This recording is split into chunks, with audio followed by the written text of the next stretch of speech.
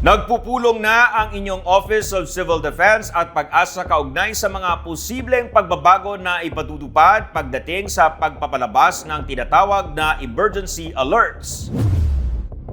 Ayon sa pulong kaugnay sa Philippine Hazards, posibleng sa orange at red rainfall warning na lang sila magbibigay ng abiso.